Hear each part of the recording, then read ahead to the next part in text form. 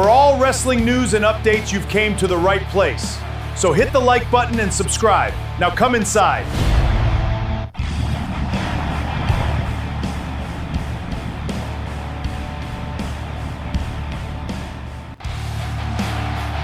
Yes! Are you ready to rumble?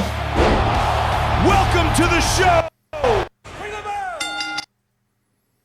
T64 Sports presents the Wrestling Podcast with Gabriel T. I am Gabriel T, coming to you from this video Thursday evening to talk wrestling, to recap WWE Monday Night Raw. A lot of stuff that was happening, really enjoyed it. Wanted to do the recap on Tuesday. Got busy Tuesday and Wednesday. Said I'll have a little time on Thursday. Definitely want to do it before SmackDown tomorrow night, because then on Saturday I will come on to recap SmackDown, the show that's scheduled for tomorrow. So let's jump right into the results, the recap from this past Monday on Raw. A lot of stuff that's going on. Excuse me. Let's start off with Solo Sikoa and the Bloodline. Solo comes out. I've liked him lately on the microphone. His expressions, man, they're funny. Right, and I like the battle that he has with his family. Jey Uso comes out. Solo is talking from the audience. He's in the audience. Jey Uso comes out and he, is inside the ring. They're going back and forth on the mic, and Jey Uso issues a challenge to Solo Sikoa, saying, "Hey, look, let's settle it like family. We're going to fight. If I beat you." You're coming to the Bloodline. Solo accepts and says, fine. And if I win, the Bloodline leaves me alone. And, when I heard that, I said, I don't want to see, I want to see Solo, battle the Bloodline. I want to see him help out LA Knight or whoever against the Bloodline. I want to see him, jump in the Bloodline when he gets an opportunity. Like, I don't want to see Solo not battling with the Bloodline. So, with that, and once I heard that, I said, "Oh man, there's just that just doesn't sound right, feel right." So to me, right off the bat, I said, "Man, Jey is going to win this match, right? Because there's no way. It just didn't make sense for Solo to win and not have nothing to do with the Bloodline, or he's not battling the Bloodline. Like, no one wants to see that. I don't, and I think there's a lot of other people that don't want that to happen. So I figured, Jay's gonna win the match, right? Plus, Solo doesn't have any backup. LA Knight's not going to back him up. Royce Keys is out. He's hurt. The Bloodline is there. Jacob Fatu's there. Jimmy Uso's there. Obviously, one of them is going to interfere and give Jey Uso the advantage. That is exactly what happened. Jimmy Uso comes out, interferes in the match, gives Jey Uso the upper hand, and Jey pins Solo 1, 2, 3. Now, Solo next Monday, or this upcoming Monday, is going to be part of the Bloodline. So I'm definitely interested to see how all that's going to take place. Roman Reigns, the Tribal Chief, should be at Monday Night Raw. So how is this all going to work out? I don't know. It's going to be very interesting because the Bloodline is the strongest it's ever been, or been in some time, right? So they're going to wreak havoc over the WWE now. But here's what's interesting about this. And we've got to remember not to forget this. Through this whole storyline, Jacob Fatu became part of the Bloodline, not by choice. He lost his match to Roman Reigns, so he was forced because of that loss to become part of the Bloodline, as now Solo Sikoa this past Monday. He didn't join the Bloodline by force. He had to join because he lost his match to Jey Uso. What does all this tell you in the storyline? Not any time in the near future, do I believe, but somewhere down the road, one of these guys, if not both, are going to turn on the Bloodline, right? It's going to happen. Just like I said, Solo Sikoa was going to join the Bloodline. Didn't know how, didn't know when. Thought it was going to be SummerSlam, wasn't. But I said, at some point, it just makes sense to me that Solo will be part of the Bloodline. It happened this past Monday. So, moving forward, it's going to be very interesting. Who are they going to battle with? LA Knight has come out to say, hey, I want a piece of you, Roman. Roman didn't seem too interested in giving him a title shot. said, hey, you ain't won nothing. You got to get to the back of the line. But knowing LA Knight is going to continue to be a thorn on Roman's side. Eventually, he will get that title shot, I think. LA Knight is asking Roman not only for a title shot, but to kind of give him what Seth got, a one-on-one match with no interference. Seth got that and Roman beat him. It's a great match. Roman beat him. LA Knight is asking that he give him exactly what he gave Seth. Will Roman give him a title shot? Didn't seem like he was really interested this past Monday. But things can change because LA Knight has that talent of just continuing to pick at you until you just get so upset that you say, you know what, I want your butt in the ring, want your ass in the ring. So I think that's going to happen. But for LA Knight, who is going to back him up? Even if Royce Keys comes back and he's healthy, the bloodline is as strong as it's ever been. So that's going to be very interesting. How, if LA Knight gets a title shot, and if he does, will Roman give him what he wants, that one-on-one with no interference? We'll see what happens. That's going to be very, very interesting. But things just got interested on Raw with the bloodline because they are at full strength and they are going to put it to a lot of people. WWE wrestlers, you better be paying attention. The bloodline's coming for your ass. So be careful. But I'm interested. Listen, I am a bloodline fan. Roman, Jacob, the Usos, Solo. They're all great wrestlers, individual wrestlers. We've seen Roman win some great matches one-on-one with some tough dudes with no help. So we know he can do that. But together, they're almost unbeatable, and they're the best in the business right now. So we'll see what continues to happen. But on Monday night, Jey Uso will deliver Solo Sikoa to Roman Reigns, the tribal chief, and the bloodline. Interesting to see what the next couple of weeks are going to look like on Monday Night Raw. Penta defeated Laredo Kid, World Heavyweight Championship, #1 contenders tournament. So they're having this tournament. The winner of this tournament will face Roman Reigns, I believe, in the next main event, pay-per-view main event. This is my take. I think it's going to be Penta. I think Penta is going to win. First of all, I like that they're having this tournament, and they're going to get an opportunity to fight the champion, Roman Reigns. I think it's going to be Penta. Penta's a great wrestler. I like Penta. Listen, I don't think Penta wins. I think Penta wins the tournament, but I don't think, and he goes on to face Roman Reigns, but I don't think he's got a chance to beat Roman. I just don't see Penta beating Roman when they fight, right? But I think for Penta, obviously his career, climbing the ladder, is elevated. I think Penta, when you're a Penta trying to climb to the top, and you get in this tournament and you win like I think you are, and you get to fight in one of the biggest events, a main event, a pay-per-view, you get to fight the best wrestler or 1-2 wrestler, if not the best wrestler in the WWE today. You're going to go one-on-one with him. I don't think he wins, like I said, but just getting into that ring, putting on a good match, fighting the best there is in the business today, win or lose, is a huge step up for Penta, right, into what this career could do. So I'm looking at this tournament. I'm thinking Penta's the best in this tournament. I think he's going to win. He's going to go on next pay-per-view to fight the best wrestler in wrestling today. I think he will lose. I'm hoping it's a good match for Penta, but I think at the very end of that match, if Penta is the one like I think it is, he will be fighting Roman. Roman will win, but that's going to be great for Penta because win or lose, Penta is in the main event, and it doesn't get any better than that unless you can win. The championship belt for Penta is on its way. It won't happen anytime soon, but it is on its way. He is on his way up, and I like that for Penta. So I'm looking forward again I think Penta wins the tournament, and he will go on to face Roman Reigns. He will lose, but the fact that you're in the match with Roman Reigns in the main event, that is awesome to see, and I think that's going to be Penta. Austin Theory defeated Akira Tozawa. So Otis is hurt. Tozawa wanted revenge. So he was coming out to fight Austin Theory. And I said, man, this is a bad look for Tozawa. Number one, Braun Breaker will be out there. Even though Braun's mental state is somewhere else, right? He's still out there.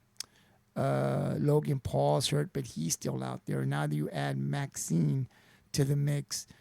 I didn't think I thought Tozawa was gonna have a hard time with Austin Theory 1-on-1, but then to have these other guys possibly be able to interfere or Maxine interfere, this was no way or did Tozawa, in my eyes, had a chance to beat Austin Theory. So it was a good match, but again, what would happen after the match? Because Division usually come in there and they get a few more punches and kicks and so forth. How much damage would they do to Tozawa? Well, we saw Braun Breaker in that intensity of him just ready, hype to spear Tozawa, and he was oh so close to doing that and breaking really Tozawa in half until the music of the ruler Oba Femi comes out. Obviously, Braun Breaker wants to stare down. He wants Oba, so he turns away from Tozawa, looks down the ramp, and here comes the ruler, right? He gets into the ring. Obviously, security and officials get into the middle. I'm glad they did that because I didn't want them to fight there because it just kind of hypes it up more, the stare down, the words. This storyline is going to be good, right? Oba Femi is coming off of the biggest win of his career. He beat Brock Lesnar twice. Now, Brock is 48-49. I think Oba's in his 20s. Not sure. He's younger, obviously. But I'm telling you, man, the character of Brock is in great shape for his age, man. I mean, I can understand why he wants to retire. It's time for him to settle in with his family, whatever he's got going on. But he was in great shape still, right? Like the person, Brock Lesnar, to be able to come out, fight a young guy, probably is about as big and strong as you, and do what you can do. Awesome. The match was awesome. But, after that fight, the character of Brock Lesnar, comes out. The storyline is after he lost. So in those three fights, those three matches, Oba gets 2 wins. Brock gets 1. Brock comes in, not only shakes Oba's hand, but gives him a hug, raises his hand and tells the fans and everyone watching at home, I'm the past, this is the future. I mean, that is huge for Oba Femi as he continues with his career. For one of the best wrestlers in the history of the WWE, Brock Lesnar, the Beast, to come out in public, not only shake your hand, but hugs you after you've defeated him. And he tells everyone, tells the world, listen, you are the future. That is big time for Oba Femi. Not to mention Paul Heyman also reaches out in a shake and a hand give him a handshake and says with a lot of respect, you defeated us. That is huge, right? You don't see that a lot from these guys. So that's not to the liking of Braun Breaker, right? And so these two guys are going to battle, man. Listen, for me, I can't wait to see it. I think Braun Breaker is powerful. He's got speed. He's got power. He's an intense dude, man. And he can pretty much beat everybody in the WWE, I think. And he's going to have a great career in wrestling. But this is Oba Femi, and this is one of the very few that I would say Braun Breaker does not have the advantage. When he fights others, he has an advantage over almost every wrestler, but not against Oba Femi. When this storyline ends, however long it takes, and it's going to be a good one, Oba Femi will be the one standing tall in the ring. It won't be Braun Breaker. And just like Brock falling down to Oba Femi, Braun Breaker will also fall to Oba Femi, as did the Beast Brock Lesnar. But I'm not saying that Braun won't win against Oba. I'm not saying that he won't get the upper hand at times. But when it's all said and done, when the dust settles, it will be Oba Femi that will be standing tall in the ring over Braun Breaker. Now, the interesting part here is Paul Heyman. Paul Heyman's really not hanging out with Division anymore, right? You see him in the back. He's alone, watching on the monitor what's going on. Brock Lesnar has retired, so he doesn't have the Beast with him anymore. Where does Paul Heyman go? Does he go with Oba Femi? Does he want to go with Oba Femi? Does Oba Femi want Paul Heyman as his manager, as his wise man? I mean, let's face the facts. Paul Heyman is a very smart man. His character, super bright. When he was the wise man for Roman Reigns, Roman went straight to the top. When he was managing Brock Lesnar, Brock was at the top of his game. So we could say that Paul on your side takes his wrestlers to the top. There's proven facts of that. But can he be trusted? Paul Heyman can also, we've seen it, he's a backstabber. You can't trust Paul Heyman, right? So moving forward, is there going to be a partnership between Obafemi and Paul Heyman? I kind of want it to be. Paul could be an asset for Oba. He knows the division very well. He knows their strengths. He knows their weaknesses. That could be valuable to Oba. But then he could also be playing Oba because he still is. We don't know what his part is in with division, right? So this could be all a plot to backstab him, as we've seen him do it to Punk, as we've seen him do it to Roman Reigns. So listen, this is going to be an interesting storyline, right? Like, I want to see the battle, but I'm also paying close attention. Where is Paul Heyman going to fit into this? And if he does go with Oba, will he truly be like to Oba what he was to Brock, or will he eventually turn and go back to the division? Man, all this still yet to come, but this storyline is just starting, and it's going to be a good one between Obafemi, the ruler, the new ruler of WWE, and the future, possibly, but an intense, great wrestler with speed and power in Braun Breaker. Braun Breaker's not really liking the fact that people are saying that Oba's the future. He didn't like that because he feels that right now is his time and right now is his moment. And if he can somehow, if I'm wrong, and he beats Obafemi, like when the dust settles and he's the man standing, then that would be huge for him. But I don't think that's going to happen. I don't see Braun Breaker being better at this moment than Obafemi. To me, Obafemi is the future of the WWE. We'll see.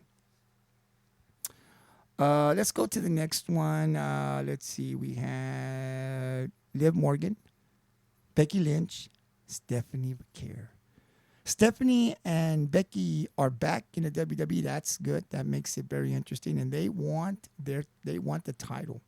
They want to be able to defeat Liv Morgan. Liv Morgan's got some problems right now because these girls, these ladies, they want her. They want their belt and they want to put it to her.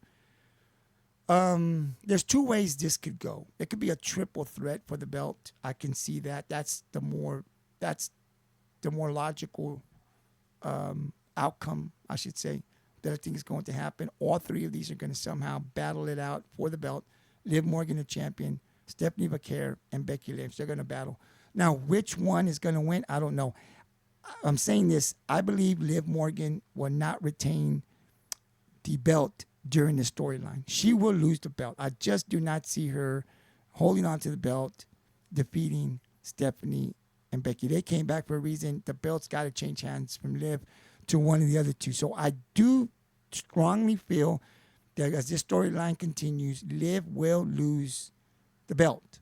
It makes more sense that she loses the belt in a triple threat because she could lose it and never really be pinned, right? Or the other option is Becky and Stephanie could fight and the winner fights Liv one-on-one.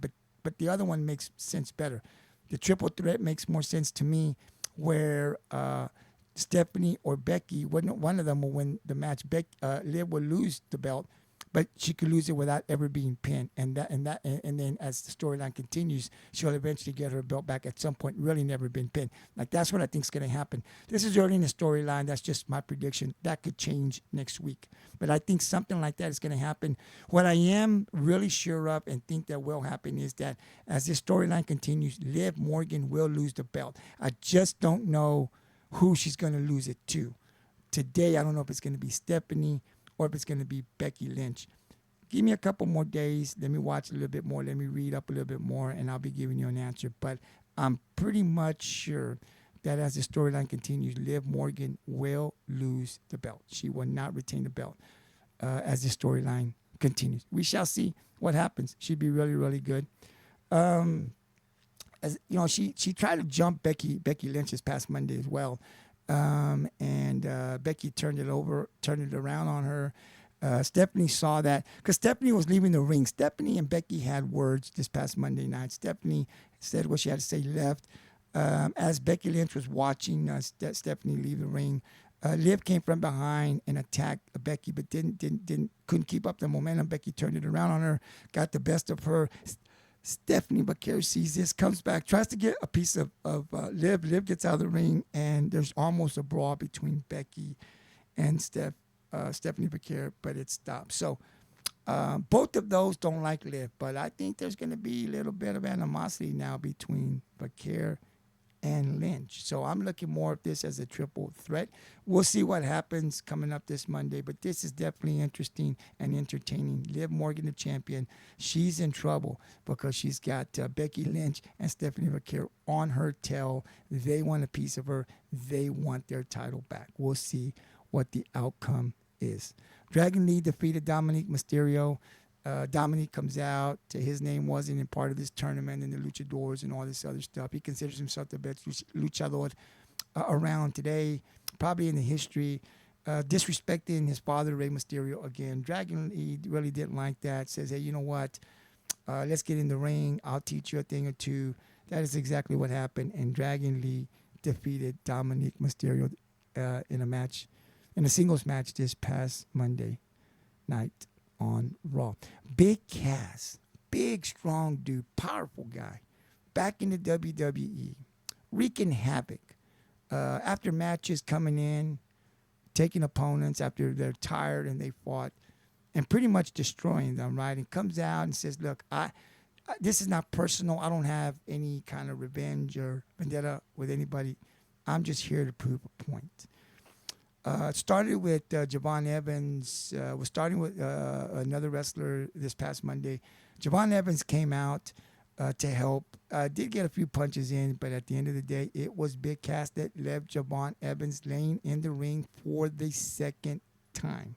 So I'm not sure where this storyline is going. Look, for me, I don't want to see Javon Evans fight Big Cass because I don't think he can beat him. Javon Evans is a great wrestler. He's high-flying. Love to watch him wrestle, man. He's a great wrestler, but he does not have the power to be able to compete or beat Cass, in my opinion, Big Cass. So WWE, let's put someone that can match the strength of Big Cass. I've got some names. I'm not going to mention them in this podcast, but maybe we'll see what happens on Monday. But maybe not next week, I'll name some people that I want to see challenge Big Cass. He needs a challenger, man. I know we're letting him come up in and do what he does. It's just hype and everything else. I'm loving it. But I don't want to see Javon Evans in a match trying to fight Big Cass. He does not have the power. It does not look good for me, right? To me, I don't want to see that because it doesn't look good for Javon Evans, right? He attacked Big Cass, and we saw the result. Right, that's going to be more times than not the result when Javon Evans and Big Cass fight. I don't want to see that. I want to see Big Cass going after or going up against someone that has the same amount of power that he does. Someone that can take him off his feet and keep him off his feet as he does to others. So let's tag him up here. I know we got to do this probably a couple more times, but I want to see someone in the near future come up, someone that is exciting that I want to see that's going to battle Big Cass as I'm excited with Braun Breaker and Oba Femi, right? I want to see that. So let's find out. Let's find out who is that guy going to be. There's a couple of guys in the WWE that have the power that can take on a Big Cass. Who is going to be that dude on Monday Night Raw that is going to challenge Big Cass? Is going to get tired and say, hey, big man, come face another big man. I will put it to you. You won't have and do to me what you've been doing here these past couple of weeks. Who will that be? You got to tune in on Monday night to find out. Monday Night Raw. Let's see if we find out who that challenger may be this upcoming Monday. Soruka, Io Sky, defeated Raquel Rodriguez and Roxanne Bettis from the Judgment Day. Rhea Ripley is my favorite wrestler currently right now. Io Sky is a very close 2. I would say Rhea Ripley is 1A. Io Sky is 1B. But Soruka, I like Soruka. I'm not so high on the name, but I like Soruka, the character, man. She can wrestle. So these three are definitely a favorite of mine. So Ruka lost her belt to Raquel Rodriguez. I said right after that, she will get a rematch and she will get her belt back. I really thought that was going to happen. But looking at this more, looking at Raquel, I think Raquel could possibly hold on to this belt a little longer than what I thought. I originally thought she was going to hold on to it. So I want Soruka to get a rematch. I want the belt back around the waist of Soruka. So that is what I want. I'm just not convinced right now that that's going to happen. I do see a scenario where WWE continues to let Raquel keep the belt a little longer, and let's see what happens. I do think eventually Soruka will get the belt back, but Raquel may keep it longer than what I have first stated. I thought Soruka will get it back in the next pay-per-view, and she'll be the champion again. That could happen, but I'm starting to think that possibly Raquel Rodriguez could hold on to that belt a little longer than what I first anticipated. But that's going to be another good one. Soruka, man, she's man, her character is great, but she is a great wrestler, like Io Sky and Rhea Ripley.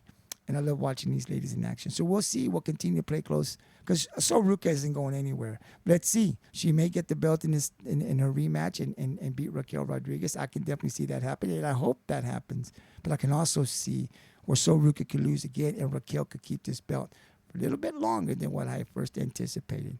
We'll see what happens coming up this Monday. And that's pretty much all I want to come out and do and talk about, recap Monday Night Raw. Again, you can catch my podcast, The Wrestling Podcast with Gabriel T, on all social media platforms. The Wrestling Podcast, my YouTube channel, Facebook, X, Instagram, and TikTok. That's where it can be uploaded. You can see this podcast currently right now. I am going to open it up to more platforms, and as I do, I'll let you guys know. If you like my podcast, definitely hit the like button and subscribe to my YouTube channel, The Wrestling Podcast with Gabriel T. I'm working on some more things. This is just the beginning. We can definitely add more features is what I'm thinking about. Possibly getting someone to come in and debate some of these matches, some of my opinions. You may see some of that. And hey, you never know. There may be a wrestler that shows up. You never know. That's why you got to tune in, right? Anything is possible in this world. So definitely looking to add more things. I'm going to start going to more matches when they're closer here to home. I used to go a lot, and then I didn't go anymore. But it's time to get back in and see some of this stuff live, especially, like I said, when they're coming closer to where I live. They do come a couple times a year close where it's drivable for me. And when those things, when they come around, I definitely want to be able to go out there and then come back to the podcast and share that experience, right? Not only what I'm seeing in the ring, but also the excitement of the crowd, the loud of the crowd. What am I seeing out there to come back, what I experienced out at these matches, and be able to talk about it on my podcast? So that's coming as well. Like I said, you may have some people who love wrestling like I do come on this podcast. We'll go back and forth. We'll debate matches. There'll be predictions that you guys can vote on. And then, like I said, you never know. A wrestler could show up on this podcast. That is possible. Tune in to the Wrestling Podcast with Gabriel T. I will be back Saturday at some point on Saturday. It may not be uploaded till Sunday, but I will be back Saturday to pre-record the recap of Friday Night SmackDown. That will be on Saturday, but it may not be uploaded where it can be viewed until Sunday. So tune in to that. And, of course, we'll start back again next week. Enjoy your night. Hope you love this podcast, and I'll talk to you guys soon.